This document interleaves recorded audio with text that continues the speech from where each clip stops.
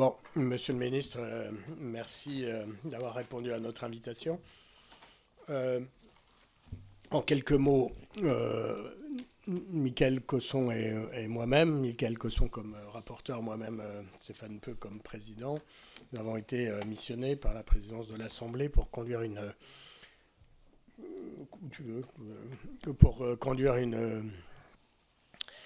une mission d'information parlementaire sur le logement. Alors, il y en a déjà eu beaucoup.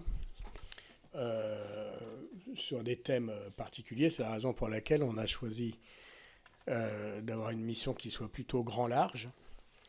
On sait qu'il va y avoir, mais vous allez sans doute nous éclairer sur le sujet, une loi copro habitat insalubre qui devrait arriver prochainement en débat à l'Assemblée.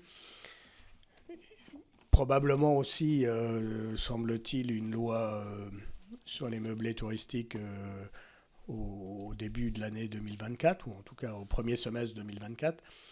Et comme vous l'avez indiqué, dans la presse, il va y avoir une loi, et comme je crois le président de la République l'a confirmé également, il va y avoir une loi qu'on pourrait baptiser une loi cadre, avec un volet décentralisation sur la politique du logement. Notre mission s'inscrit dans cette troisième loi. C'est la raison pour laquelle l'angle est assez large. C'est, malgré l'intitulé, c'est quelle politique du logement pour notre pays, quel état des lieux et quelle politique du logement dans notre pays. Alors, je me présente, je suis Stéphane Peu, je suis député de la Seine-Saint-Denis, de la deuxième circonscription de la Seine-Saint-Denis. J'ai été, je le dis parce que je sais que vous y êtes sensible. J'ai longtemps été élu local avant d'être parlementaire. J'ai d'ailleurs plus été élu local que parlementaire. Et puis, j'ai aussi présidé un organisme HLM, des sociétés d'aménagement. Je suis toujours vice-président de la Fédération des offices HLM. Enfin bon, bref, je ne suis pas qu'un parlementaire. J'ai dans mon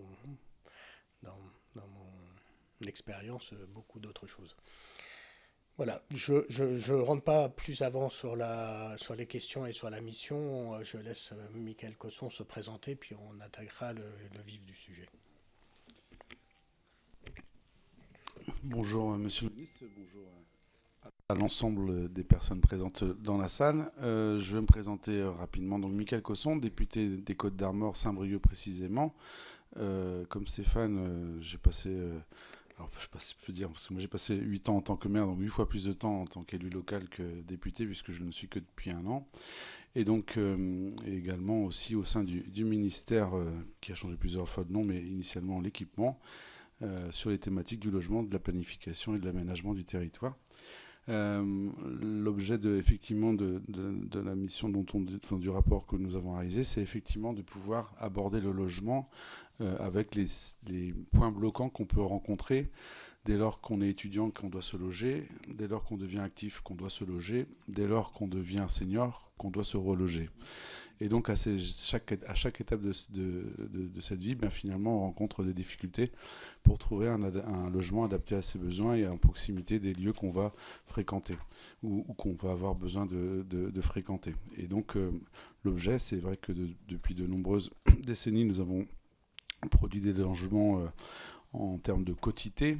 Et aujourd'hui, il s'agit maintenant que nous avons un tissu urbain qui va être amené à être découpé, d'avoir la dentelle qui va répondre aux besoins spécifiques de nos populations, qui peuvent être différents d'un territoire à un autre, en fonction justement des opportunités, mais aussi en fonction quelque part de la démographie qui est présente. Donc voilà un petit peu l'objet de cette mission, enfin de ce rapport que nous avons commencé déjà depuis quelques semaines avec de nombreuses auditions.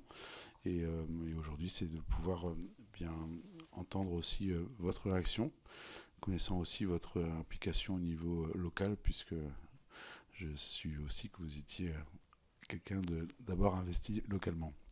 Voilà, avec des fonctions désormais nationales. Merci. Alors, il y a d'autres parlementaires, on va peut-être les laisser se présenter rapidement. Allez-y. William Martinet, je suis député des Yvelines du groupe France Insoumise NUPES. Philippe Lotiot, député du Var au groupe Rassemblement National. Dominique da Silva, député du Val-d'Oise, je suis là, j'ai pas de micro. Mais... peut-être si tu... Ou là-bas, ouais, si tu veux intervenir. Et Guillaume Vultet. Et puis, pardon... Je t'en prie, Guillaume Vultet, député Renaissance du Val-d'Oise. Ok, très bien. Donc, on vous a envoyé... Alors, on démarre la mission. Enfin, on démarre... ça fait un bon mois maintenant. On a déjà fait pas mal d'auditions. L'USH, la Fédération du bâtiment, des promoteurs, la CAPEB. Enfin bon, pas énumérer tout le monde. L'ANCOLS, la DHUP. On a envoyé un questionnaire qui est très large, donc il n'y a pas, enfin on ne demande pas à nos interlocuteurs de répondre forcément à toutes les questions, mais surtout d'avoir peut-être un propos liminaire avant que l'on pose des questions. Allez-y. Merci, Monsieur le Président, Mesdames, Messieurs les parlementaires, Mesdames et Messieurs. Vous m'avez fait l'honneur de vous présenter, donc je vais commencer aussi par me présenter. Moi, je pense que j'ai faisais le calcul entre 80 et 100 fois plus de temps d'élu local que de ministre. Donc effectivement, je crois avoir cette caractéristique-là. Élu local depuis 2001 et maire et président de la communauté urbaine de Dunkerque depuis 2014. J'avais aussi des fonctions diverses et variées, notamment de président de France Ville Durable et président également de la Fédération nationale des agences d'urbanisme. Donc effectivement, ces questions... et j'ai fait ma thèse sur le logement, en l'occurrence les dispositifs d'aide fiscale à l'investissement locatif. Donc voilà, c'est aussi un sujet, comme vous, Monsieur le Président, qui m'est familier, à la fois donc, comme élu local et puis à divers titres. Un propos introductif simplement pour vous dire l'état d'esprit dans lequel le ministère du Logement se situe aujourd'hui, c'est-à-dire à la fois les grands objectifs de la politique du logement qu'on s'est fixés, le contexte dans lequel on se situe et du coup la façon dont on déploie une stratégie pour adapter ces objectifs au contexte actuel. D'abord, je ne vais pas vous surprendre, une politique durable du logement, c'est 4 objectifs. Un objectif économique, outre la question de l'emploi lié à la filière du logement, en particulier construction et rénovation. La dimension économique, c'est finalement, ou l'objectif économique, c'est finalement que chacun puisse trouver à un coût abordable un logement qui correspond à ses besoins. Un objectif environnemental, veiller, et qui est de plus en plus important, veiller finalement à ce que l'ensemble des logements à l'échelle nationale puissent répondre aux questions de la transition écologique et en particulier de la transition énergétique. Un enjeu social autour, je veux dire, qui pourrait se résumer avec l'idée de chacun ait un toit et un toit digne et décent. Donc ça intègre à la fois les questions d'hébergement, mais aussi les questions de copropriété dégradée, d'habitat indigne, d'adaptation aussi au vieillissement de la population, puisqu'on l'évoquait hier encore à l'Assemblée dans les questions au gouvernement. Et enfin, un objectif territorial, finalement, d'avoir une politique du logement qui soit adaptée aux différents contextes territoriaux, contextes culturels, historiques, démographiques, géographiques, climatiques, tout ce que vous voulez. Donc ce sont les grands objectifs, je veux dire, historiques de la politique du logement. Mais il se trouve qu'il s'exprime aujourd'hui dans un contexte de crise, si vous me permettez une expression un peu technocratique, multifactorielle, c'est-à-dire une multicrise en fait en réalité. D'abord, crise de la production, avec la forte augmentation des taux d'intérêt, puisqu'on est passé à des taux d'intérêt qui oscillaient autour des 1%, à des taux qui oscillent au jour d'aujourd'hui à 4%. Donc on voit l'impact évidemment sur la demande et en particulier sur la question de l'accession à la propriété, mais aussi sur les prêts des bailleurs sociaux, même si le gouvernement a fait le choix de limiter à 3% le livret A, l'augmentation du coût des matériaux et du coût de construction, la raréfaction du foncier et son renchérissement, avec aussi dans notre population de plus en plus de réticence à accepter des constructions neuves qu'on ressent quand même un peu partout sur le territoire national. Donc ça génère évidemment la crise de la production, mais à cette crise de la production s'ajoute une crise écologique, j'ai envie de dire, c'est-à-dire la nécessité d'accélérer sur l'urgence de la rénovation énergétique des logements, une crise démographique, je l'évoquais tout à l'heure, une problématique du vieillissement et donc de l'adaptation des logements qui est assez considérable. Si je prends qu'un exemple dans le parc social, aujourd'hui, on est presque plus en avance sur la question de la rénovation énergétique que l'adaptation à la question du vieillissement. Donc ça montre à quel point c'est un enjeu aussi majeur. Et enfin aussi une crise de l'hébergement d'urgence que l'on voit au quotidien. Donc finalement, c'est presque une quadruple crise à laquelle cette politique du logement est confrontée aujourd'hui, ce qui suppose évidemment une réponse multiple. Je veux dire, il n'y a pas de réponse simple à des questions complexes et multiples. Donc la stratégie que nous avons souhaité engager au niveau du ministère du Logement se découpe finalement en deux temps, mais avec plusieurs objectifs. Tout d'abord, évidemment, et ça a été ma préoccupation essentielle depuis mon arrivée le 20 juillet, essayer de mettre en place des mesures d'amortissement de cette multiple crise, et notamment des mesures à caractère économique pour pouvoir effectivement amortir le choc, en particulier le choc de la hausse des taux d'intérêt, disons-le clairement. Ça a fait l'objet d'un certain nombre de mesures qui sont inscrites ou seront inscrites dans le projet de loi de finances. Je pense après le recentrage du PTZ, son élargissement à de nouveaux territoires, avec une modification des zones en tension, élargissement à de nouveaux publics, modification des barèmes, des quotités. L'idée étant si on recentre le prêt à taux zéro pour le concentrer sur les territoires qui en ont le plus besoin, qui ont le plus besoin de construction neuve, essayons de garder l'objectif d'un même niveau de prêt à taux zéro. Donc en clair, on le recentre, mais on essaie d'en garder le volume. C'est ça l'objectif évidemment de l'élargissement et du renforcement du prêt à taux zéro pour garder ce booster de l'accession à la propriété. La volonté de soutenir le logement locatif intermédiaire en l'ouvrant à l'épargne des particuliers via des fonds d'investissement, l'ouvrir aux résidences et également une réflexion sur la fiscalité locative qui a été lancée et qui doit permettre de se poser la question de l'investissement locatif des particuliers. Soutien au logement locatif social, vous avez été les témoins de notre accord avec le mouvement HLM à Nantes, accord pour essayer de tenir ensemble des objectifs difficiles pour les bailleurs sociaux, à la fois la rénovation énergétique, être à l'heure de la rénovation énergétique des logements locatifs sociaux, et en même temps pouvoir garantir un niveau de production satisfaisant, c'est-à-dire en clair, ne pas pousser les bailleurs sociaux à devoir choisir entre rénovation et production du logement. Et finalement, cet accord témoigne de cette volonté d'essayer de conjuguer ces deux objectifs. Des réflexions, enfin des mesures sur le foncier, avec notamment l'idée de renforcer quelques abattements sur les plus-values de cession foncière, en attendant peut-être une réflexion sur la fiscalité de la plus-value des cessions foncières, en tout cas à court terme pour essayer d'avoir un choc d'offres foncières quand même. Enfin, choc est un grand moment, en tout cas essayer de garder une offre foncière dynamique, un certain nombre d'abattements qui doivent permettre effectivement de libérer quelques terrains. Une réflexion qui est en cours sur le logement étudiant, qui passera par différentes voies, la mobilisation de foncier dans les campus universitaires, la volonté d'innover sur la colocation de grands logements des bailleurs sociaux. Voilà, toute une série de mesures que nous sommes en train de réfléchir. Tout ça, évidemment, s'ajoutant au plan de rachat de la Caisse des dépôts et d'Action Logement de 47 000 logements pour pouvoir amortir le choc des opérations déjà lancées des promoteurs. Donc, toutes ces mesures-là, et je ne suis pas exhaustif quand je disais ça, visaient effectivement avant tout à amortir le choc économique aujourd'hui.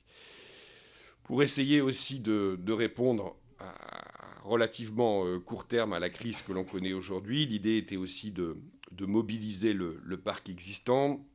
Nous poursuivrons le plan de lutte contre la vacance. Vous avez vu qu'on a élargi le nombre de territoires éligibles à la taxe sur les logements vacants.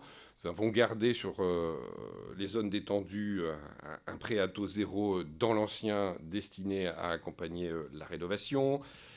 Nous poursuivons le travail de la start-up Zéro Logement Vacant qui permet quand même aux maires de pouvoir avoir la connaissance des propriétaires des logements vacants et donc de pouvoir les mobiliser localement. Le travail est d'ailleurs fait en ce moment à Dunkerque. On a voulu, dans la mobilisation du parc existant aussi, faire passer un message, et nous voulons travailler avec le mouvement HLM sur comment fluidifier, améliorer la mobilité à l'intérieur du parc social. Est-ce qu'on peut trouver des solutions avec les bailleurs sociaux pour améliorer cette mobilité? On connaît tous la problématique ici de la mobilité dans le parc social, la question de la sous-occupation notamment. C'est aussi un travail sur les meublés touristiques pour essayer de combattre l'attrition des logements, notamment de longue durée. Alors, je le dis tout de suite, comme ça, parce que je pense qu'il y aura une question. Je dis tout de suite ma position là-dessus.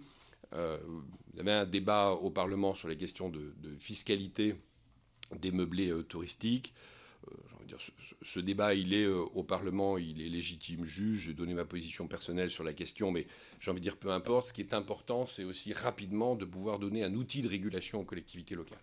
Parce que je le dis, même un aménagement de la fiscalité n'enlèvera pas l'attractivité des meublés touristiques et donc leur rentabilité. Et donc aujourd'hui, dans un certain nombre de territoires, pas tous, mais dans un certain nombre de territoires où aujourd'hui le développement des meublés touristiques pose problème, seul un outil de régulation publique dédié aux collectivités locales permettra de vraiment juguler le problème.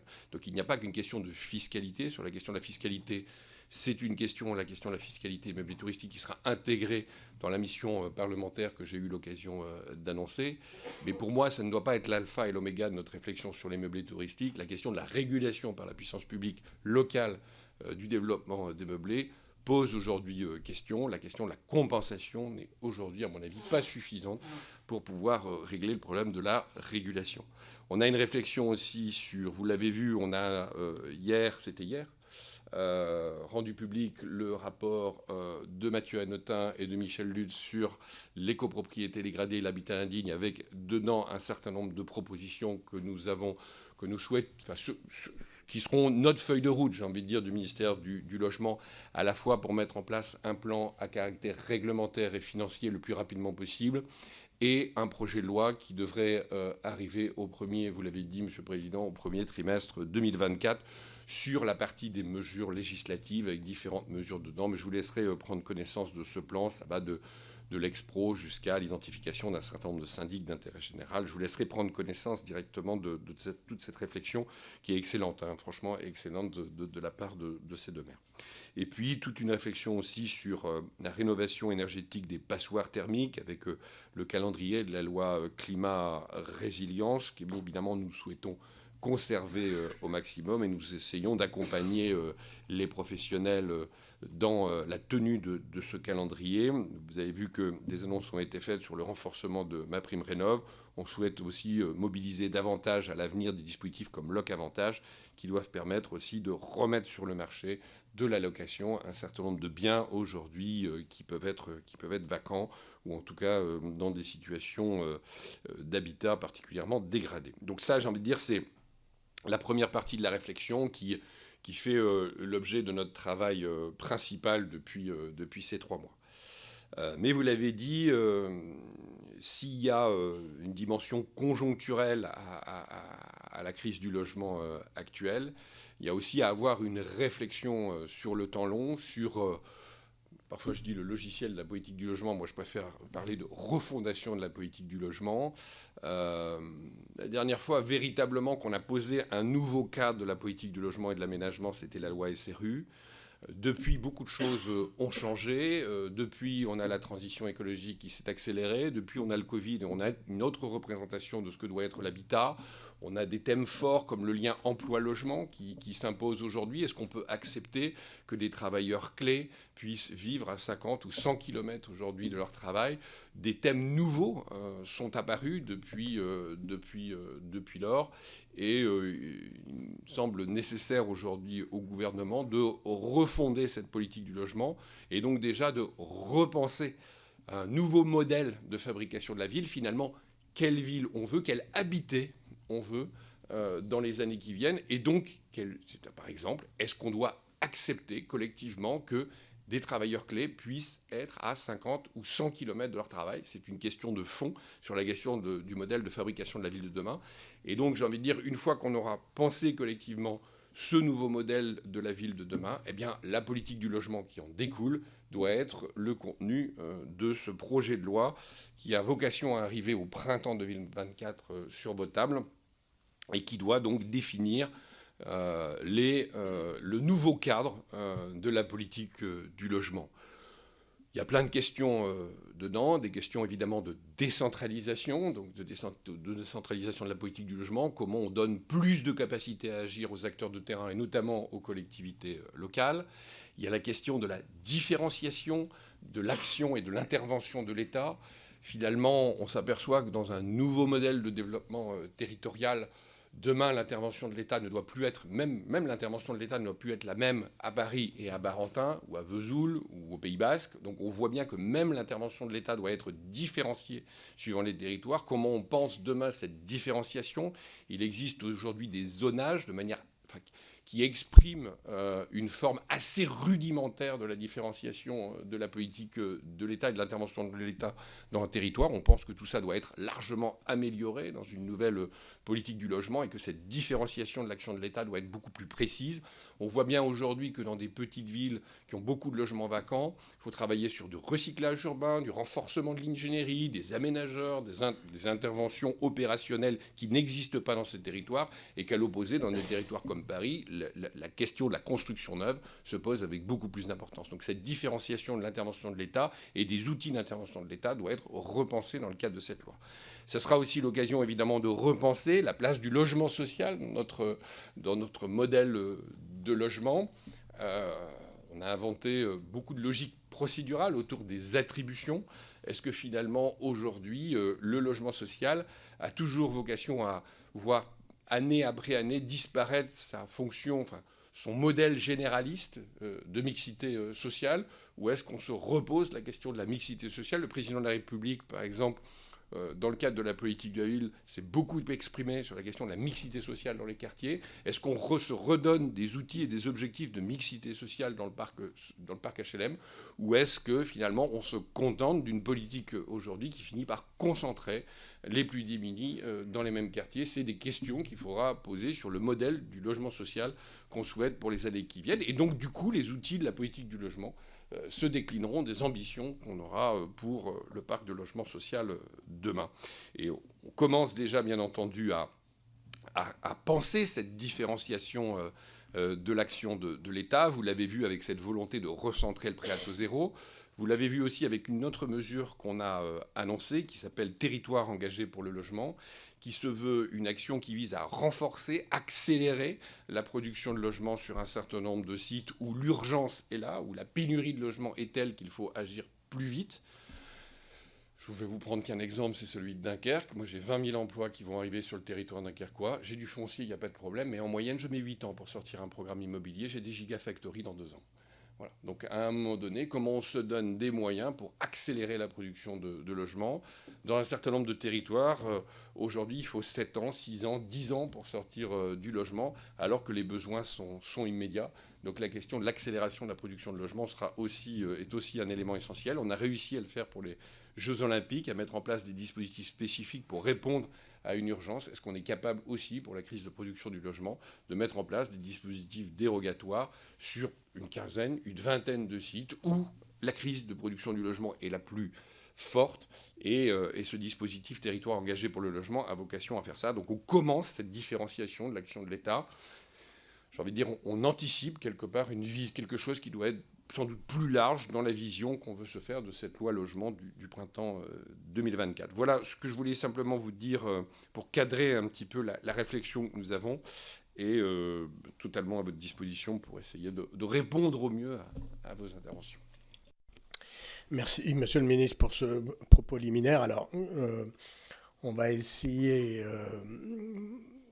de pouvoir permettre à chacun de poser des questions. J'imagine nombreuses.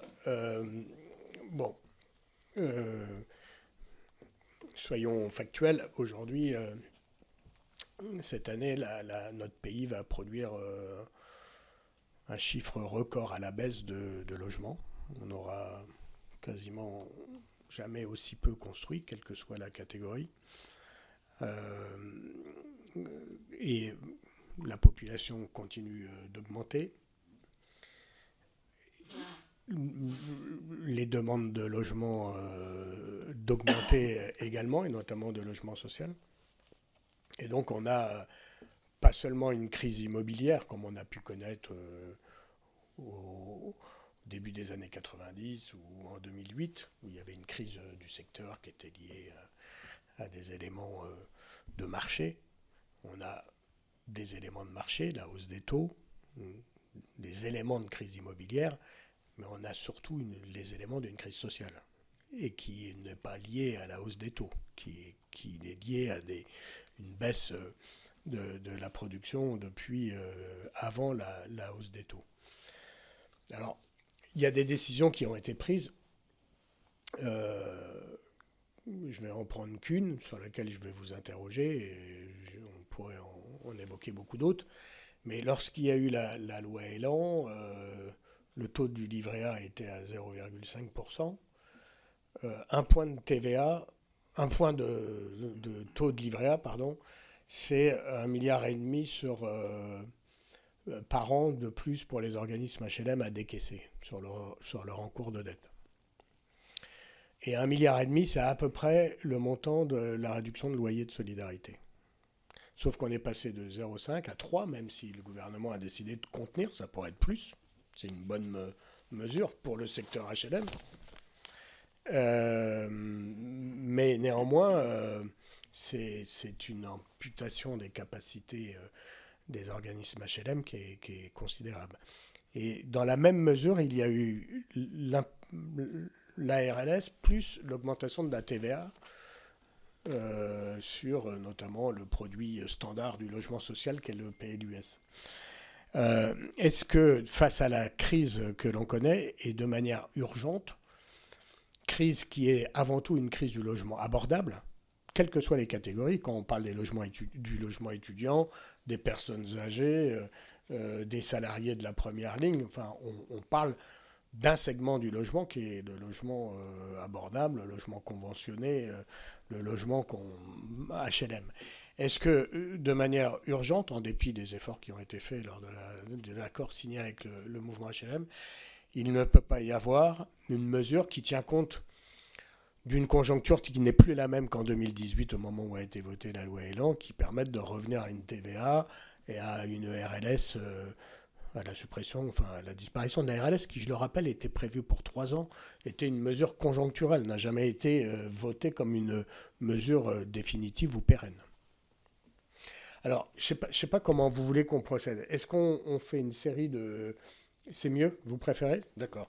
Donc, on va peut-être faire une série de questions. Alors, moi, volontairement, je me censure beaucoup parce que je veux laisser la parole à tout le monde. Mais voilà, Michael. Parmi les auditions qu'on a pu être amenés à voir, il y a un aspect qui peut-être a été exploré depuis des décennies, la question des baux. Des baux, est-ce qu'il n'y a pas quelque chose à faire pour justement rendre plus de fluidité, plus de droits, que ce soit propriétaire ou locataire, plus de garanties également pour le locataire en cas de défaillance, et surtout en fait on va commencer justement à explorer. Il y a des systèmes notamment au Québec où trouver un logement ne fait pas partie des difficultés qu'ils rencontrent, et est-ce qu'il y a des inspirations qui peuvent être justement l'occasion dans ce projet de loi de logement de pouvoir les établir en France pour résoudre, comme je le disais, le parcours résidentiel qui est devenu parfois une impasse.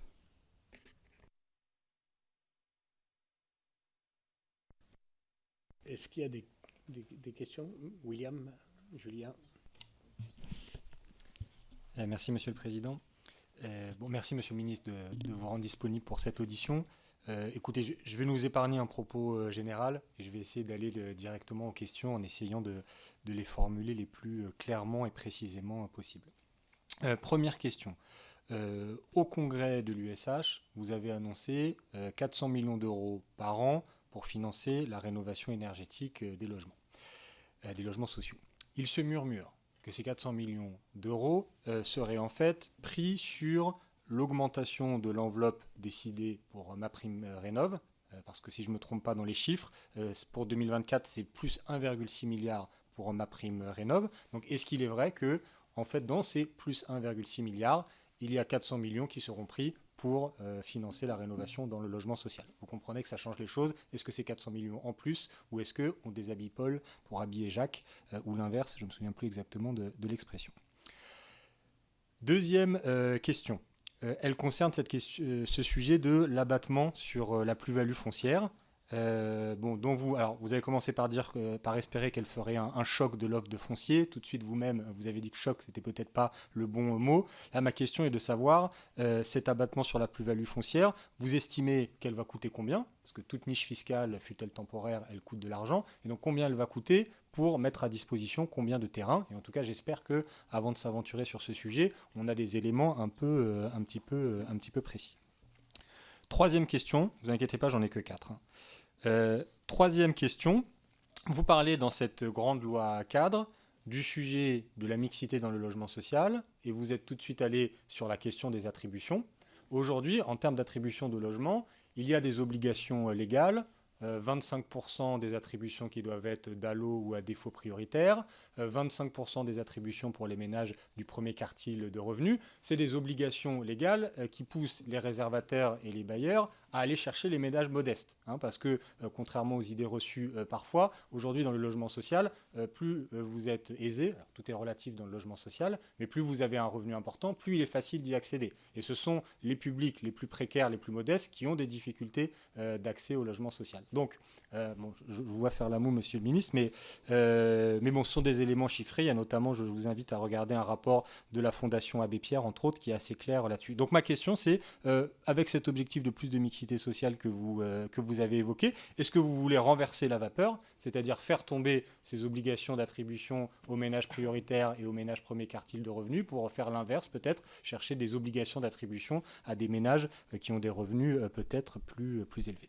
Et enfin, quatrième et dernière question, qui est peut-être la plus large. Vous n'êtes pas sans savoir, évidemment, que la Banque des Territoires a fait des projections sur la production de logements sociaux et la capacité de rénovation des bailleurs sociaux. Si je ne me trompe pas pour les chiffres, c'est 80 000 productions par an, 60 000 rénovations par an, à un modèle économique, à périmètre économique constant pour les bailleurs sociaux. J'estime qu'on est très loin des besoins sociaux et des besoins environnementaux. J'imagine qu'en réalité, le gouvernement lui-même pense que ce n'est pas à la hauteur des besoins, parce que la dernière fois que vous avez essayé de négocier un contrat de confiance avec les bailleurs sociaux, l'objectif était plutôt 120 000 de production. Donc voilà, que pensez-vous? Est-ce que vous vous satisfaisez de ces chiffres de 80 000 et 60 000? Et sinon, qu'est-ce que vous comptez faire pour que les réalisations soient plus élevées? Voilà, j'ai essayé d'être le plus précis possible. Je vous remercie. Merci. Julien Bayou. Merci, Monsieur le Président. Monsieur le Ministre, je vais aussi m'exempter le propos liminaire, parce que j'ai des questions de pure curiosité. En fait, le sujet est vaste. On se dit, en fait, depuis quand il n'y a pas eu de politique du logement dans ce pays? On s'interroge en vrai, et je le dis sans esprit de polémique. Je le sens vraiment comme ça. Et donc, je suis heureux qu'on puisse échanger avec le ministre du Logement. Mon collègue a posé la question sur la rénovation thermique. Je vais m'en tenir à ce qui est faisable aujourd'hui sans même attendre une grande loi logement. Sur l'hébergement, on se bat chaque année contre la perte des places,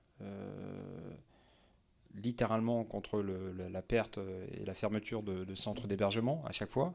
Donc je voulais savoir ce qu'il en était pour cet hiver notamment. Sur le logement social, sans attendre une nouvelle grande loi, il y a une disposition qui permet au préfet de construire en lieu et place, sur le budget de la commune, quand les maires sont récalcitrants. C'est-à-dire que les amendes, quand elles ne sont pas dissuasives, on peut construire en lieu et place. Est-ce que ce gouvernement compte activer cette disposition qui est déjà dans la loi? Sur les meublés touristiques, on est en plein dedans. Est-ce que, oui ou non, on va en finir avec la niche fiscale? Je ne parle pas d'un alignement des taux, d'une augmentation, d'un ajustement de l'abattement, et ceci, cela. Le rapporteur nous a dit que c'était trop violent de changer les taux à l'approche de la nouvelle année, mais je pense que c'était une erreur. La violence, c'est de ne pas pouvoir se loger. Est-ce qu'on va mettre fin à la niche fiscale Airbnb? oui ou non, et aligner donc les revenus des locations meublées ou meublées touristiques sur la location longue durée. Et puis une petite proposition qui là encore est activable dès ce projet de loi de finances. Vous savez que quand il y a des requérants qui arrivent à être reconnus DALO, ils peuvent demander une astreinte, mais que cette astreinte, elle est versée en gros par l'État à l'État, pour aller vite. Est-ce que vous êtes favorable à ce que, dans l'attente d'être logé, une partie de cette astreinte ou toute cette astreinte puisse être versée aux requérants, qu'au moins ça leur soulage le temps d'attente, le temps qu'elle soit relogée.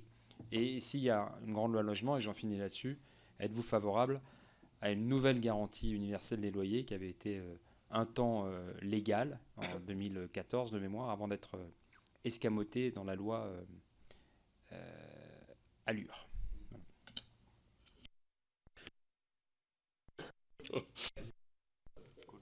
Alors, Monsieur Lotio,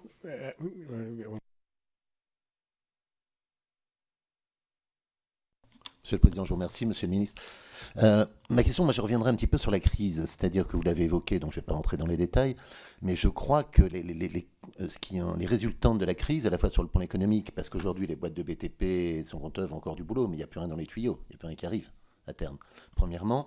Et deuxièmement, social aussi, puisqu'il ne faut pas oublier qu'aujourd'hui, en France, plus de la moitié des logements sociaux sont produits sur des opérations mixtes en VFA, avec du privé et du public. Donc il n'y a plus de privé, il n'y a plus de public à un moment. Donc ça pose un vrai problème aussi à ce niveau-là. Et l'impression que ça donne, c'est qu'on n'a pas aujourd'hui pris les mesures à la hauteur, à la dimension de cette crise. Vous en avez évoqué un certain nombre qui vont dans le bon sens, mais par exemple, je prends quelques exemples. Que fait-on pour faciliter l'acte de construire? Parce qu'on sait bien qu'aujourd'hui, vous avez été maire très récemment, vous le savez, certains maires hésitent beaucoup à construire. Je ne parle même pas de construire du social, je parle à construire en général.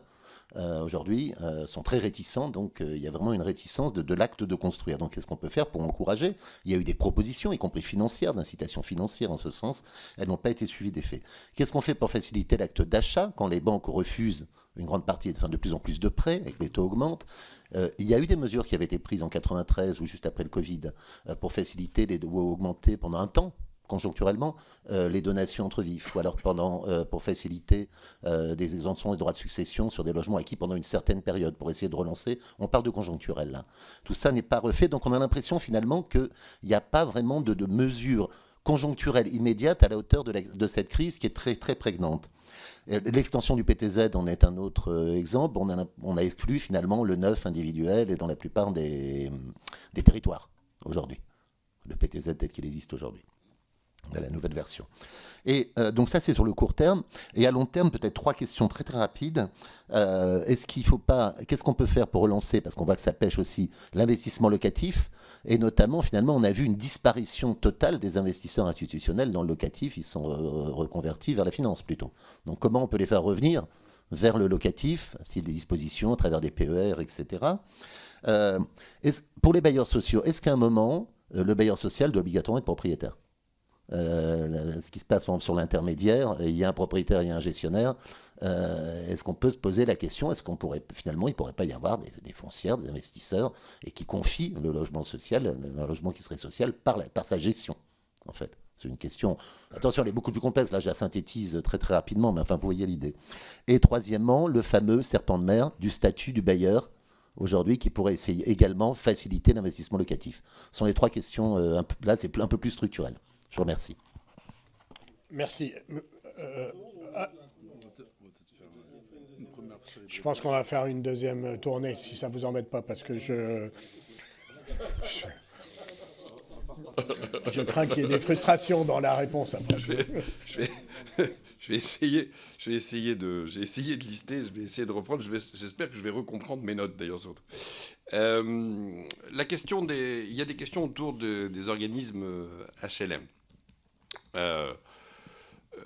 Le maintien du taux de livret à 3%, c'est l'équivalent d'1,4 milliard d'économies de charges. Donc, quand on le compare finalement à la RLS à 1,3 milliard aujourd'hui, c'est vrai que l'effort du gouvernement aujourd'hui en maintenant le taux de livret à 3% est supérieur aujourd'hui à la RLS. Donc, le fait de maintenir ce taux du livret à 3%, et d'ailleurs, on l'a vu parce que le lendemain de cette décision-là du gouvernement, on a vu les bailleurs sociaux se retourner vers la Caisse des dépôts et refaire partir les prêts. Donc on voit que ça a eu un impact qui est quand même substantiel. Vous avez évoqué quelque chose autour du modèle économique du plus que je partage. Aujourd'hui, quand on analyse effectivement les produits de logement social, le PLAI aujourd'hui, on voit, on en fait d'ailleurs un peu plus, il faut sans doute en faire encore plus demain parce qu'on voit l'évolution des besoins des populations, mais on voit finalement qu'il arrive à trouver son modèle économique. Le PLS aussi, celui qui ne trouve pas aujourd'hui son modèle économique, c'est le plus. Et dans l'accord qu'on a passé avec le mouvement HLM, c'est qu'on est d'accord pour regarder ensemble comment on peut faire évoluer ces produits de manière à ce que ces produits s'équilibrent en termes de modèle économique. Je crois que c'est la Caisse des dépôts et consignations dans son rapport qui dit que le PLUS ne se rééquilibre qu'à 52 ans. Donc on voit à quel point aujourd'hui, effectivement, c'est sans doute le produit qui pose problème dans l'équilibre des opérations des bailleurs sociaux. Donc tout à fait d'accord pour analyser, essayer de comprendre comment on peut essayer de rééquilibrer ce produit-là.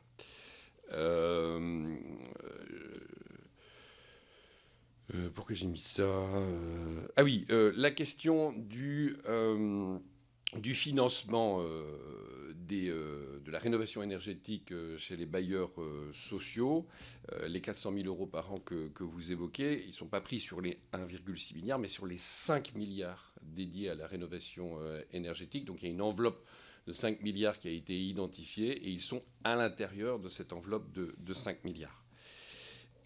Sur la question, par contre, de l'abattement foncier, on n'a pas de chiffrage. En plus, il y a plusieurs mesures sur l'abattement foncier, assez techniques d'ailleurs. Si vous le souhaitez, on peut essayer de revenir vers vous et de vous lister peut-être. Je n'ai pas là les éléments techniques qui me permettent de vous répondre plus précisément à cette question. Sur la question des attributions, je ne partage évidemment pas votre analyse puisque aujourd'hui, au moment où je parle, les 2 premiers déciles n'ont jamais été aussi représentés de l'histoire du parc social. Donc dire aujourd'hui que les attributions n'iraient pas vers les plus défavorisés n'est pas exact aujourd'hui. Et d'ailleurs, c'est même le mouvement HLM lui-même qui le dit, il y a une paupérisation du parc, et des locataires du parc HLM. Tous les bailleurs aujourd'hui le disent et le reconnaissent. Donc aujourd'hui, on a bien plutôt une paupérisation du parc de logement social et un peuplement du parc social aujourd'hui qui se paupérise continuellement. Donc aujourd'hui, je ne partage pas ça. La question qui est posée et que j'évoquais sur la question de la mixité sociale, c'est, vu ce constat, c'est-à-dire vu la paupérisation aujourd'hui du parc social dans les quartiers en politique de la ville.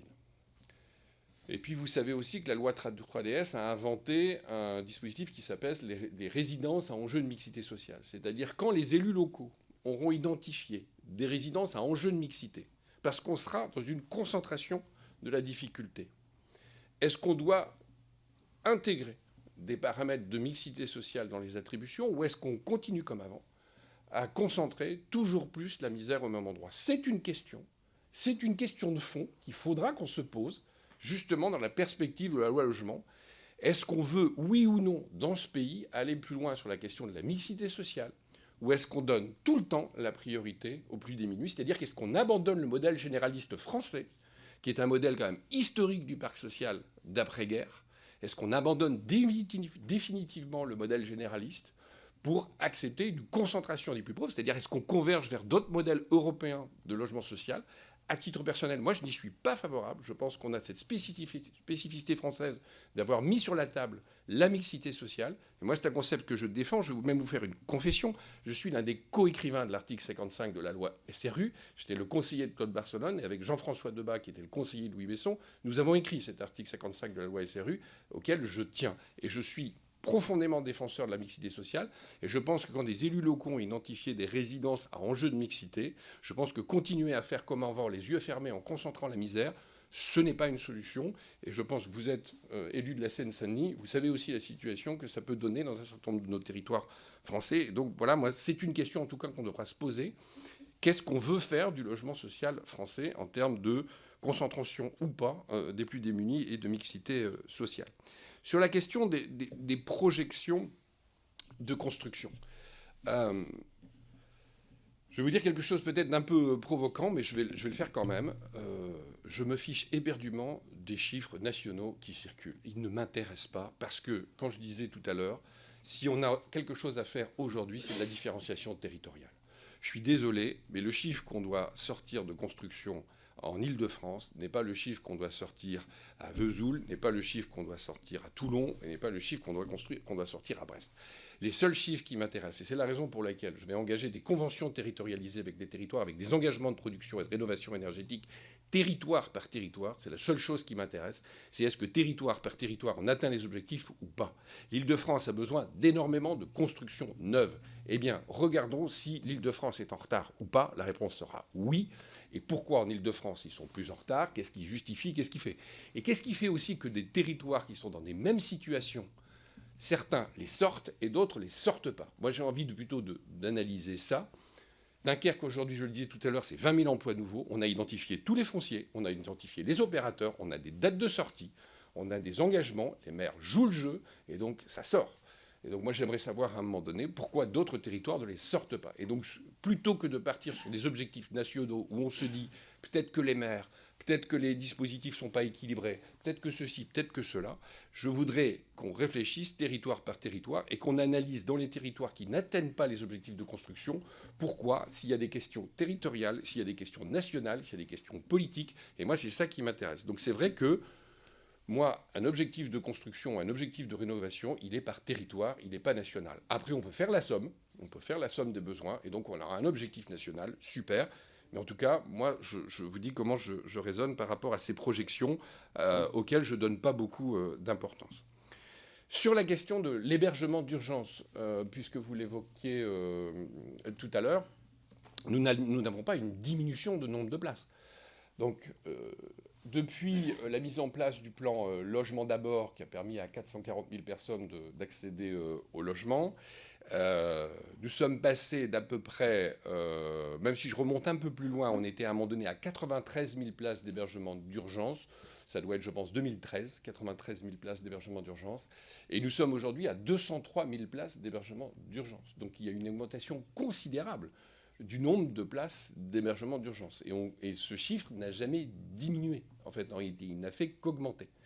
Et justement, la question de fond sur l'hébergement d'urgence, c'est faut-il continuer à accepter année après année une augmentation du nombre de places d'hébergement d'urgence, ou doit-on effectivement essayer de faire une réforme plus structurelle de l'hébergement d'urgence? Je vous dis juste une phrase, mais on aura l'occasion de revenir sur cette question-là.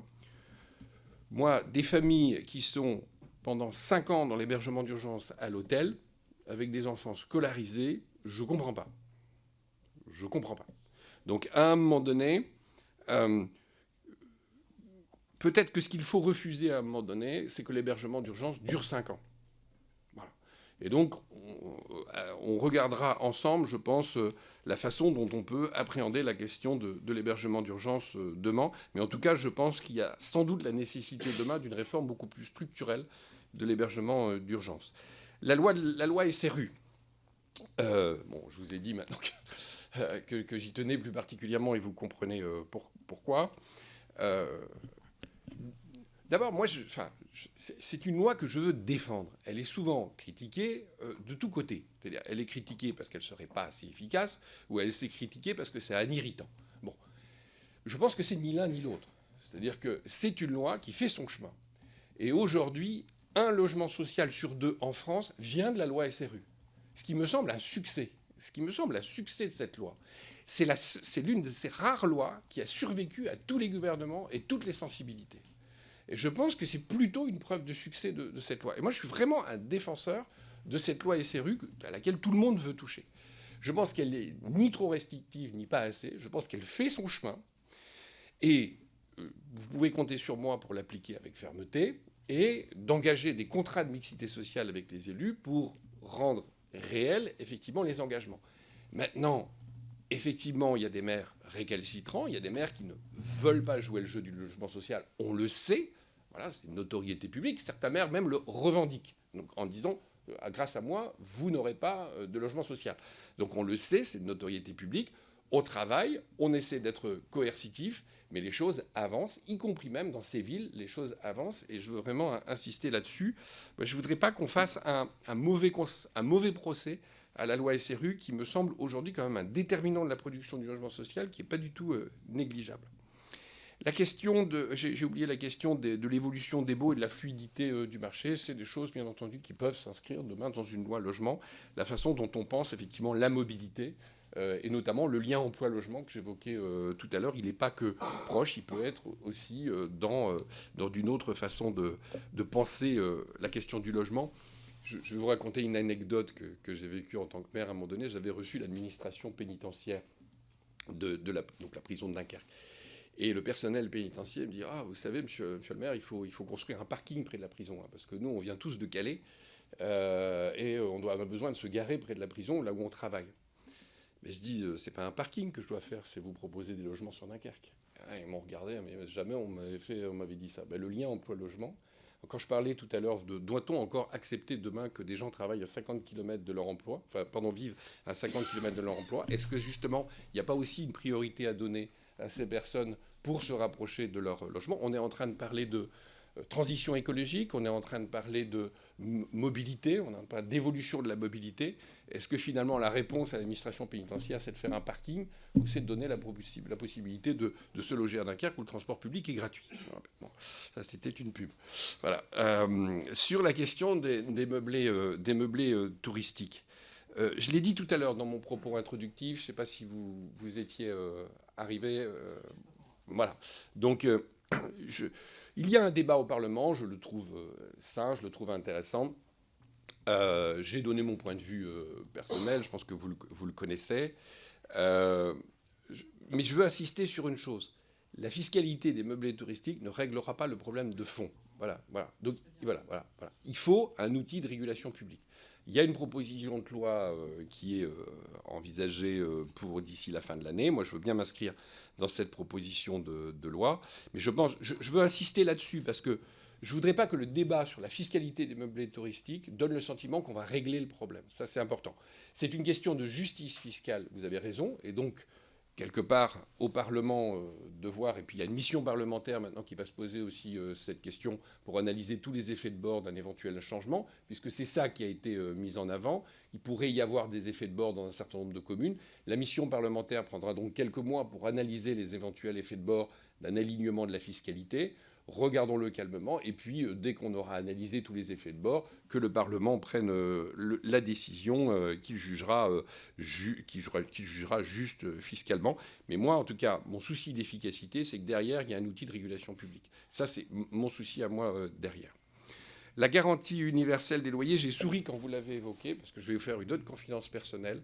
J'étais au CGEDD quand la ministre Duflot a voulu mettre en place la garantie universelle des loyers.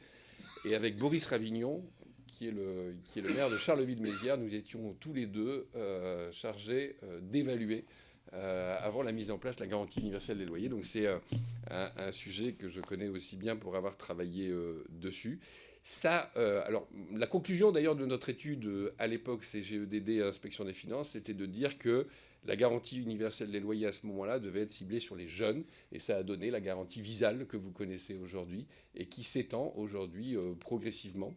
Ça a donné le principe Visale, ce qui a été une garantie au départ jeune et qui s'étend aujourd'hui à d'autres publics que les jeunes. La garantie Visale évolue, c'est une garantie locative qui fonctionne assez bien d'ailleurs aujourd'hui. Vous connaissez la garantie Visale ? Non, c'est pas, ça s'étend, la garantie Visale. La garantie universelle des loyers, c'était tout le monde. Et la conclusion, d'ailleurs, du rapport, je disais qu'on avait ici, c'est de dire qu'il fallait commencer par les jeunes et étendre à d'autres publics. Et ça a donné la garantie Visale, puis la suite aujourd'hui d'extension à d'autres publics. Non. Non. Eh ben, je connais des propriétaires, ils connaissent la garantie Visale et ils ne sont pas là-dedans. Mais on aura l'occasion d'en discuter. Néanmoins, en tout cas, il y a un dispositif qui existe. Il n'est pas universel, effectivement, aujourd'hui, mais il s'étend à des publics de plus en plus nombreux. Et Je pense que, en tout cas, c'est un débat qu'on pourra avoir effectivement dans les perspectives de la loi logement. Je voulais revenir aussi sur un point que vous avez évoqué quand vous avez parlé de la dimension procyclique du logement social par rapport au logement privé. C'est vrai que c'est aussi, je ne l'ai pas évoqué, mais c'est aussi une caractéristique inédite de cette crise. C'est que jusqu'à présent, quand on a connu des crises du secteur privé de l'immobilier, il n'y a pas eu trop d'effet de contagion au logement social. Pourquoi ? Parce qu'à l'époque, il y avait une capacité de production en propre. Les bailleurs sociaux avaient un patrimoine moindre, donc ils s'appuyaient moins sur les ventes HLM pour équilibrer les opérations. Et in fine, on avait un phénomène un peu contracyclique du logement locatif social par rapport au secteur privé. Vous l'avez évoqué, monsieur, maintenant il y a 50% du HLM qui est produit par les promoteurs via les VFA, donc une capacité de production interne des bailleurs sociaux qui a très fortement diminué. Certains bailleurs n'ont même plus du tout de capacité à produire du logement social. Et de l'autre côté, la dépendance aux ventes HLM a fait aussi que les taux d'intérêt ont eu un impact sur l'équilibre des opérations par les ventes. Donc oui, il y a un effet nouveau dans ce qu'on connaît aujourd'hui, qui est une dimension moins contracyclique du logement locatif social aujourd'hui, ce qui est un problème supplémentaire, parce qu'on voit bien que du coup, quand la crise est du côté privé, la crise est aussi du côté du logement social. Et ça sera un paramètre nouveau à prendre en compte dans les années qui viennent, et c'est un élément nouveau de la crise actuelle. Sur la question de l'hésitation des maires, je voudrais y revenir 2 secondes. Et je ne parle pas là simplement du logement social, je parle du logement en général. Alors, un maire peut toujours avoir, on est un certain nombre de maires ou d'anciens maires ici, un maire peut toujours avoir un dialogue constructif avec sa population. Vous le savez, à un moment donné, on est parfois confronté à une population qui veut bleu, et on pense qu'au nom de l'intérêt général, il faut faire rouge. Et on commence un dialogue avec la population. C'est pas parce qu'on est maire qu'on dit la population veut bleu et je veux bleu. C'est beaucoup plus subtil que ça. Un maire, à un moment donné, il a un dialogue constructif avec sa population et il essaie de rentrer. Néanmoins, on sait tous aussi qu'à un moment donné, quand la population veut bleu foncé, bleu foncé, bleu foncé, bleu foncé, à un moment donné, le maire, dans une logique démocratique, à un moment donné, il est un peu aligné quand même sur sa population. C'est la démocratie. Et aujourd'hui, le problème, ce n'est pas forcément les maires qui veulent bas, c'est que dans notre société, dans notre population aujourd'hui, il y a une forme de réticence à la construction neuve. Et je pense que dans la réflexion qu'on doit avoir sur justement le nouveau modèle de développement territorial qu'on doit construire pour les prochaines années, il faut qu'on intègre ce dialogue avec la population. Qu'est-ce qui fait qu'à un moment donné, une population peut accepter la construction neuve ? On a repéré quand même des choses qui reviennent souvent. Une population souvent accepte une densification si elle gagne, par exemple, en services commerciaux, en services publics. On a vu, par exemple, que des élus qui ont voulu proposer des quartiers, il y a des opérations en rue qui sont comme ça, où la population a adhéré à des projets de densification parce qu'il a trouvé un intérêt en termes de services aussi. Et donc je pense que cette question de l'acceptation par la population, pas forcément par les maires, mais l'acceptation par la population d'un nouveau modèle économique dans lequel elle retrouvera aussi de l'intérêt, je pense est absolument indispensable si on veut changer notre mode de fabrication de la ville. Depuis 70 ans, on fabrique une ville du pétrole pas cher. On a choisi de développer l'habitat de plus en plus éloigné des secteurs d'emploi. On a choisi l'étalement urbain. On a choisi une forme de modèle qui a poussé les gens à s'éloigner de leur emploi. Et donc aujourd'hui, on voit bien la limite de ce modèle-là. Si à un moment donné, on veut remettre en cause ce modèle de production qui existe parce qu'il y a une énergie pas chère, parce qu'il y avait une énergie pas chère sur les territoires, si on veut remettre en cause ce modèle de production, il faudra aller en dialogue avec la population pour voir à quelles conditions on accepte de la construction neuve, pour voir à quelles conditions on accepte une forme de densification de la ville. Et ça, je pense que c'est un dialogue nécessaire à avoir. Excusez-moi, je suis long. Le crédit immobilier, dans la hausse des taux aujourd'hui, ce qui a le plus souffert, c'est le crédit immobilier. Ce n'est même pas les crédits à l'économie, c'est le crédit immobilier.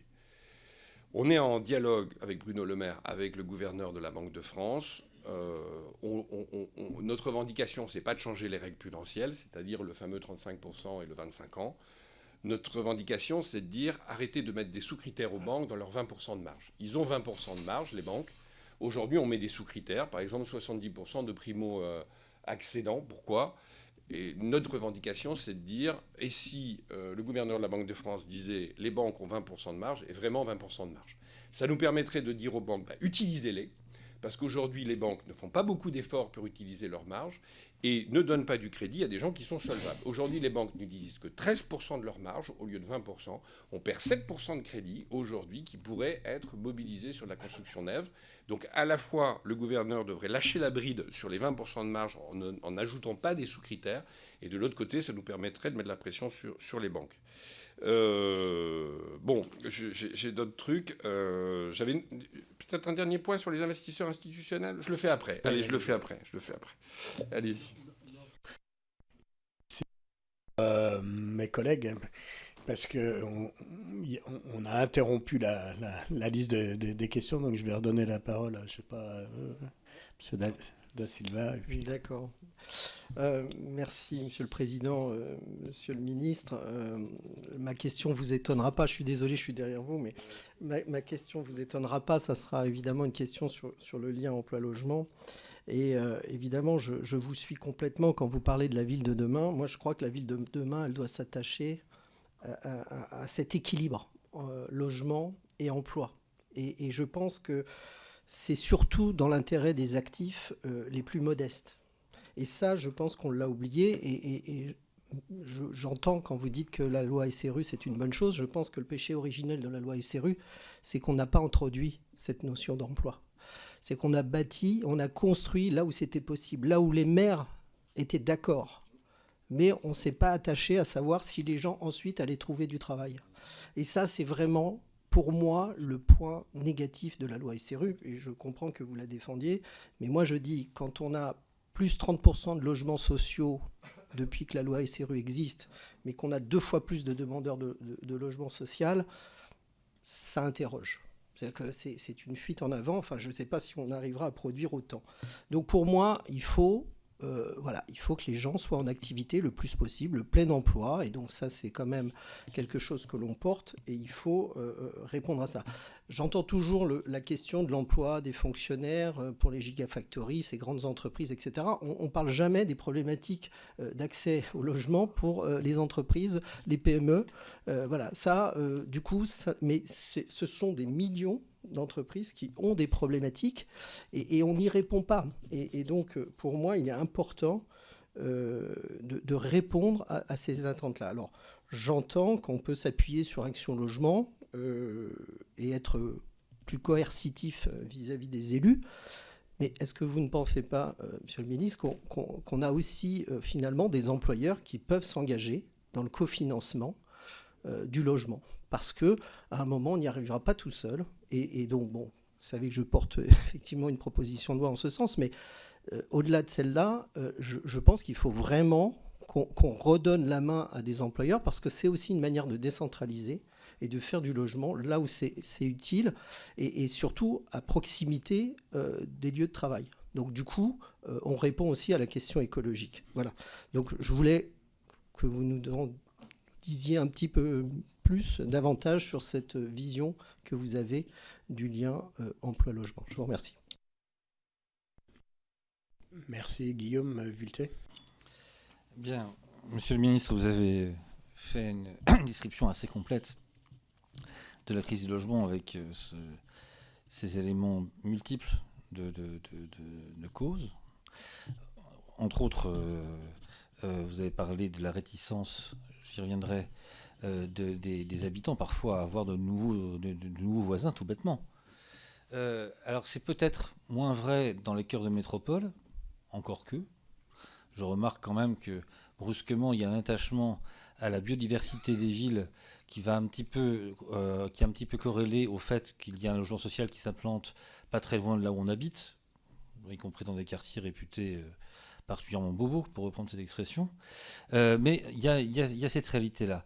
Et vous parliez du fait que sur votre ville, vous aviez eu la capacité à bâtir une sorte de deal entre les employeurs, les propriétaires fonciers, les maires de votre agglomération, sur l'idée que les emplois qui allaient arriver devaient trouver un logement avant de songer au parking.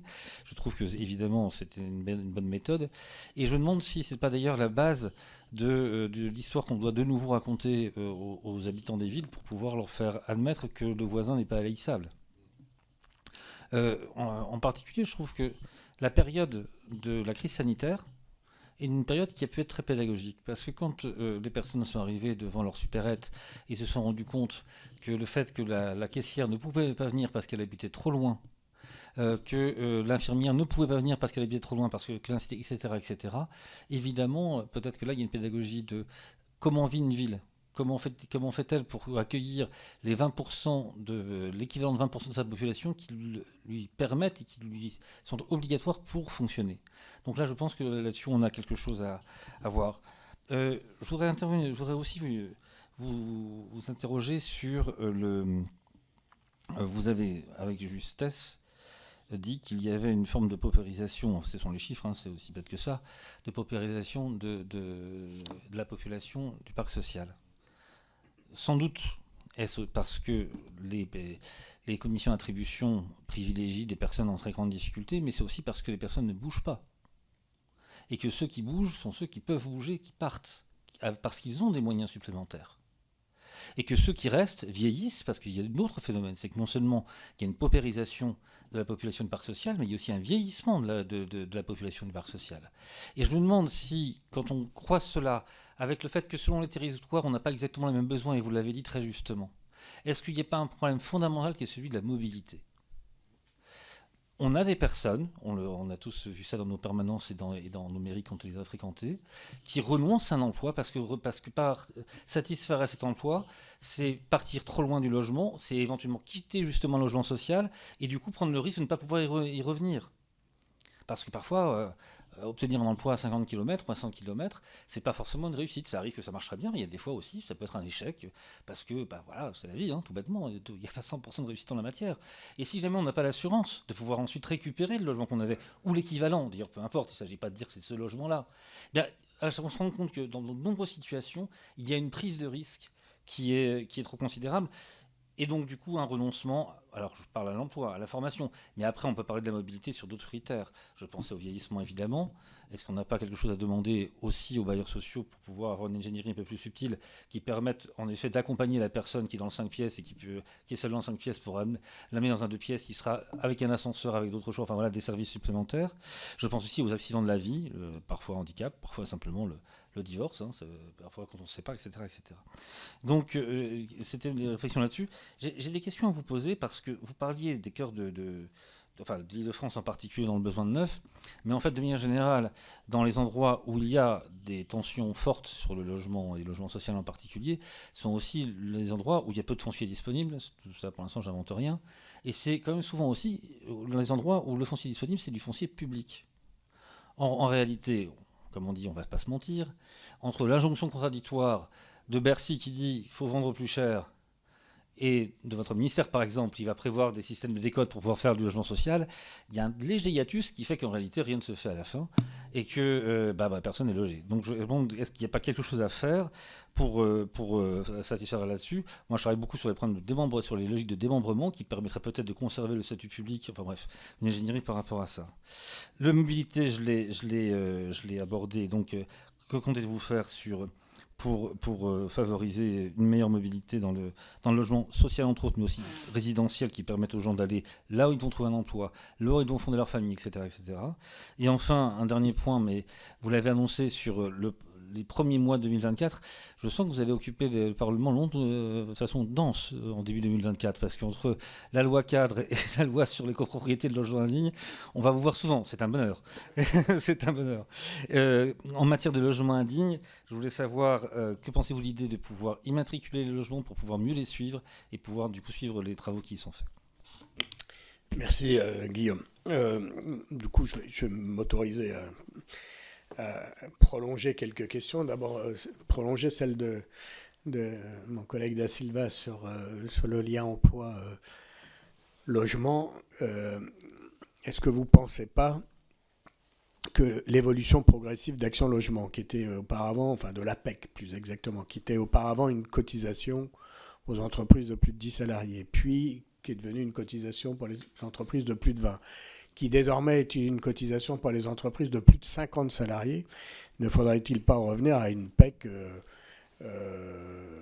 avec le service qui va avec, hein, et qui est considérable, qui reviennent vers un peu plus les PME, c'est-à-dire au-dessus de 10 salariés, revenir à une PEC qui... et sur laquelle on ponctionne peut-être un peu moins pour venir financer les politiques publiques. Je pense à l'ANRU, mais c'est encore un autre sujet. Deuxième prolongement, ou réaction, vous avez dit tout à l'heure, je crois, la différenciation, la décentralisation. Enfin, la différenciation, moi, c'est un mot qui me heurte un peu, mais bon, la décentralisation. Ok, partons des territoires. Tous les territoires pratiquement tous, sont contraints de faire des PLH, de programmer, ce que l'État ne fait plus. Là où il n'y a plus d'aménagement de territoire, il n'y a plus de programmation nationale, les territoires font de la programmation. Quand on cumule les PLH des territoires de ce pays, on arrive à 500 000 logements par an à produire, 198 000, soyons précis, logements sociaux. Donc, à la limite, si on pousse jusqu'au bout la logique de la décentralisation, prenons ça comme seuil, comme ambition nationale, le cumul des ambitions des territoires. Et là, on ne regarde plus la crise de la même manière. C'est plus un décrochage que nous sommes en train de vivre, c'est une véritable chute dans l'escalier. Bon. Donc, c'est un peu une remarque et une question en même temps. Si c'est cela, on a déjà beaucoup d'outils à notre disposition et fixons une ambition nationale qui soit la somme de la programmation des territoires qui, par définition, connaissent mieux que quiconque ce qu'il y a à faire chez eux. Enfin, je ne peux pas ne pas réagir à votre réponse à ma question sur la RLS, parce que vous dites, bon, l'effort que l'État fait sur le taux du livret A, 3% au lieu de 4%, ça correspond à peu près au montant de la RLS.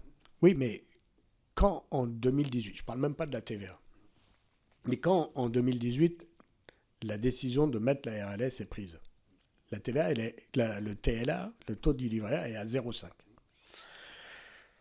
Donc, avec un taux du livret A tel qu'il est aujourd'hui à 3%, avec les efforts que vous avez faits, ça fait plus 3,7 milliards par an pour les organismes HLM. Alors bien sûr, ça ferait beaucoup plus si le TLA était au-dessus de 4, mais enfin, ça fait plus 3,7 milliards, auquel il faut ajouter la RLS de 1,5 milliard. Et donc, c'est autant de capacité à produire en moins. Et moi, je le crois. Alors, il y a sûrement des problèmes de maîtrise d'ouvrage, de VFA qui ont été faits dans des proportions trop importantes.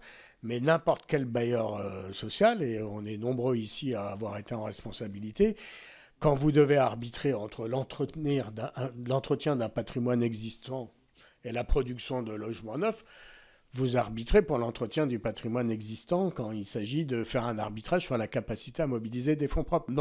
Donc il y a forcément un effet entre le niveau de production historiquement bas du logement social dans notre pays et ces mesures qui ont été prises, qui amputent les capacités financières des organismes. Et c'est la raison pour laquelle je pensais que sur une mesure conjoncturelle comme le RLS, la conjoncture pourrait vous amener à revenir dessus. Allez-y.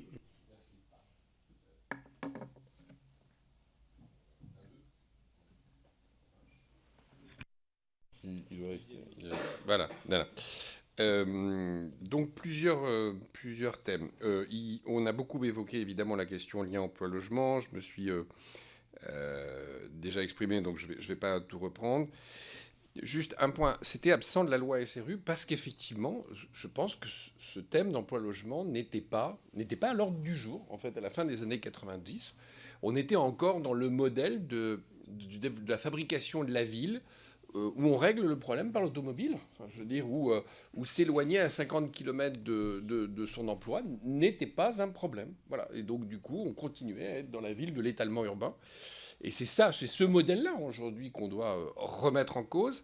Et donc, c'est pour ça, aujourd'hui, et le Covid l'a bien démontré, c'est pour ça qu'aujourd'hui, ce thème, ce lien emploi-logement, arrive, finalement, il arrive maintenant. Et c'est pour ça que je dis, finalement, par rapport à la loi SRU, il faut mettre à jour, en fait, le modèle. Et du coup, de nouveaux outils doivent apparaître pour essayer de répondre aux nouveaux enjeux. Donc, je partage complètement.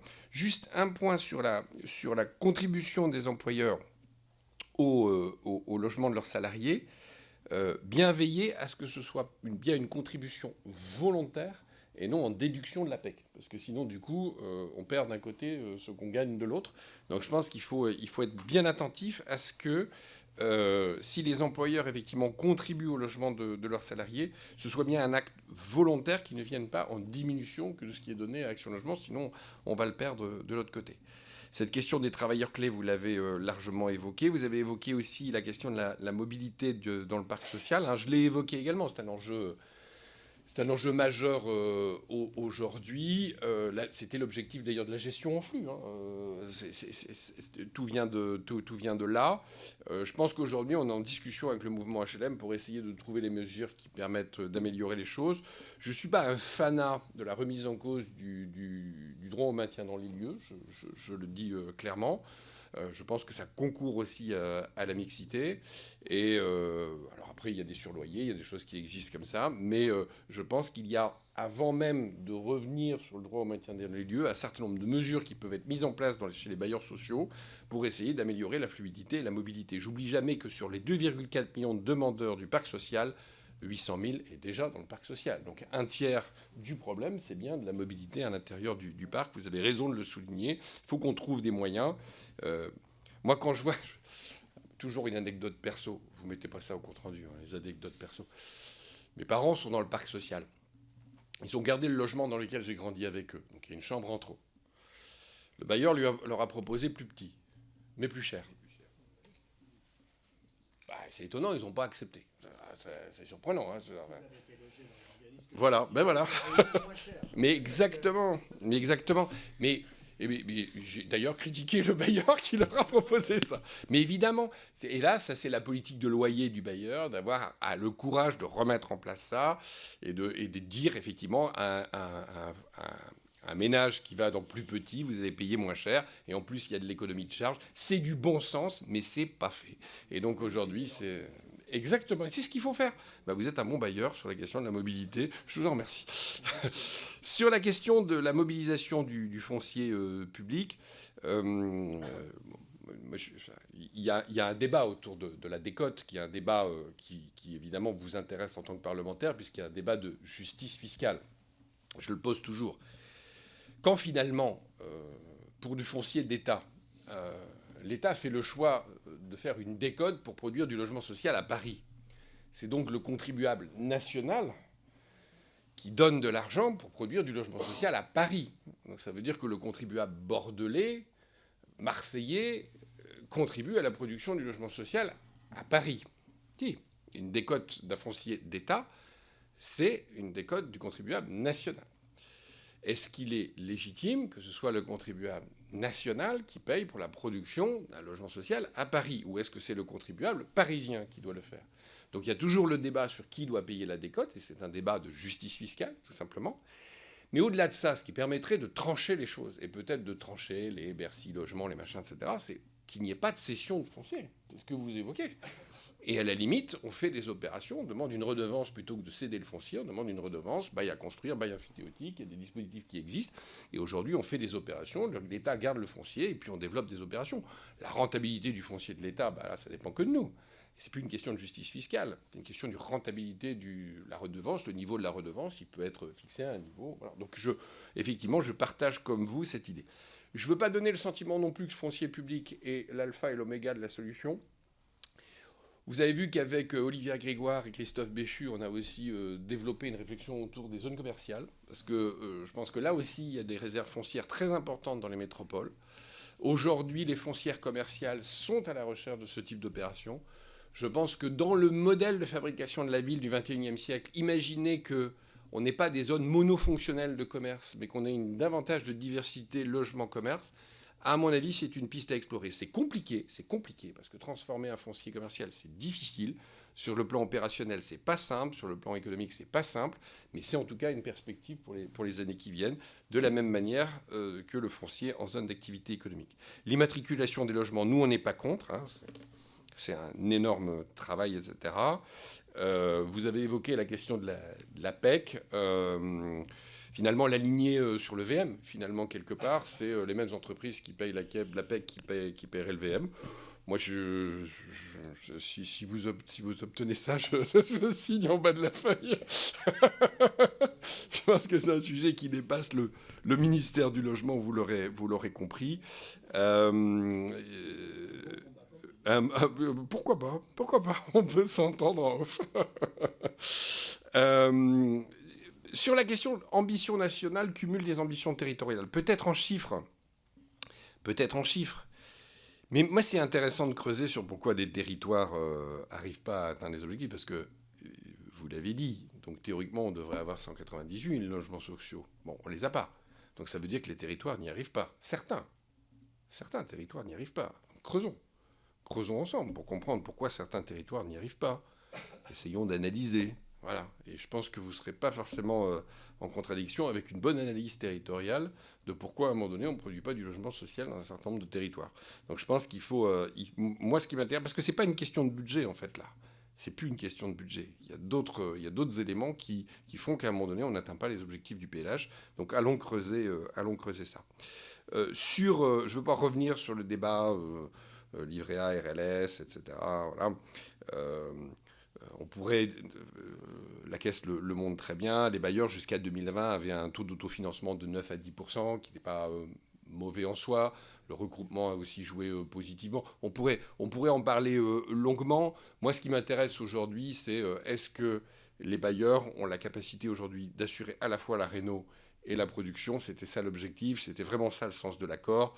J'ai envie de dire le passé est le passé, on pourrait toujours revenir, mais en tout cas, moi, ce qui m'intéresse, c'est qu'on puisse donner des moyens au mouvement HLM pour continuer à la fois à tenir deux objectifs qu'il faut tenir, et surtout pas donner le sentiment aux bailleurs qu'il faut sacrifier la production pour faire la réno. Je finis juste sur un dernier point que vous avez évoqué dans la première salle, ce sera mon dernier point, je vous le promets, c'est les investisseurs institutionnels. Je ne sais plus qui l'a évoqué, vous l'avez évoqué. On ne reviendra jamais au fameux 30% qu'on a connu, effectivement, mais je ne me satisfais quand même pas de 1%. Alors je ne crois pas trop aux assurances, je ne crois pas trop à ce type d'investisseurs institutionnels. Mais je me dis quand même que si on analyse en prenant un peu de temps long, l'immobilier de bureau a servi quand même de sacrée rente pendant très longtemps et finalement a mobilisé une épargne de nos particuliers via des fonds d'investissement. Je ne suis pas sûr que l'immobilier de bureau ait encore beaucoup de beaux jours devant lui. Et donc, je suis passé. Et or, l'épargne en France, elle est importante et elle est abondante. Et je me dis quand même que dans cette épargne, il y a peut-être 2 à 3 milliards d'épargne qu'on peut aller mettre sur de l'immobilier résidentiel à travers des fonds d'investissement. Alors, c'est la raison pour laquelle vous avez vu dans le PLF l'ouverture au SCPI de la mobilisation du logement locatif intermédiaire. Peut-être que ça ne va pas produire à court terme, mais je suis en train de me rendre compte qu'aujourd'hui, par exemple, des nouveaux entrants, je pense en particulier aux promoteurs, ont envie de se saisir de cet outil. C'est-à-dire que finalement, les promoteurs sont en train de se dire, là, on a une opportunité quand même de créer des SCPI pour les adosser à des opérations de construction de logements. Et je me dis, essayons de voir si ça marche. Si on peut déplacer 2 à 3 milliards d'épargne des ménages vers un support immobilier résidentiel en LLI, on aura quand même gagné quelque chose en termes de production du logement. Et donc, voilà, en tout cas, c'est une piste que j'ai envie d'explorer. Ce qui pourrait non pas, on ne sera pas dans le truc, 30% d'investisseurs institutionnels, les assurances qui possèdent on n'aura pas ça. Mais on aura peut-être des fonds d'investissement avec support immobilier résidentiel, peut-être du support diversifié d'ailleurs. Mais on aura, grâce à cela, mobilisé un peu plus d'épargne sur la production de logements. En tout cas, moi, j'ai envie de regarder et continuer à regarder la fiscalité qu'on peut adosser à ça pour essayer d'avoir un rendement locatif qui permet effectivement de développer ces fonds d'investissement. Parce que, mine de rien, le dispositif d'aide fiscale à l'investissement locatif direct aux particuliers, il est soit un effet d'aubaine ou en tout cas d'amélioration du rendement locatif pour quelqu'un qui avait l'intention de toute façon de faire de l'investissement immobilier, 4-5 logements pour préparer sa retraite, etc. Soit c'est quelqu'un qui arrivait sur l'investissement locatif parce qu'un banquier ou un conseiller en gestion de patrimoine lui avait dit « Tu payes trop d'impôts, j'ai une bonne recette pour toi, tu vas faire un Pinel, un Dorobien, un machin, tu vas prendre une garantie locative, tu ne viendras même pas voir ton logement, je m'occupe de tout. » Sauf que ça n'a pas produit des logements forcément comme on l'imaginait, parce qu'au total, les coûts de commercialisation, c'était 10%, donc c'était 10% plus cher, et les coûts de commercialisation, ils étaient payés soit dans les matériaux, soit quand les dispositifs d'aide fiscale n'étaient pas recentrés par des deuxièmes couronnes de Montauban ou des deuxièmes couronnes de Quimper, et on a vu ce que ça a donné en termes de prix de vente et en termes de rendement locatif. Et finalement, ceux qui croyaient faire une bonne affaire ont fini par faire de mauvaises affaires. Donc, à un moment donné, essayer de faire une intermédiation professionnelle, qui coûte aussi, mais une intermédiation professionnelle, pour essayer de développer du logement de qualité aux bons endroits, c'est-à-dire là où on a le plus de besoins et là où la décote, parce que c'est là où la décote du logement sera moindre. Moi, j'ai envie d'y croire. En tout cas, j'ai envie de tester cette piste, j'ai envie d'avancer un petit peu. Et je pense que ça peut être plus efficace que les dispositifs d'aide fiscale à l'investissement locatif qu'on a connus par le passé, directement ciblés sur les particuliers. Donc voilà, c'est une nouvelle piste. Je ne sais pas ce qu'elle va donner, mais je pense que ça vaut le coup d'aller un peu plus loin. Voilà. Merci beaucoup, Monsieur le Ministre. J'imagine que sur un sujet comme celui-là, on pourrait en parler toute la soirée, mais on n'est qu'au début de notre mission, donc on aura sans doute l'occasion de se revoir et d'en reparler. Merci beaucoup, vous avez été très exhaustif, très complet. On a encore plein de questions en réserve, mais on les garde pour une prochaine fois. Merci à vous. Par exemple, ou pour une prochaine audition.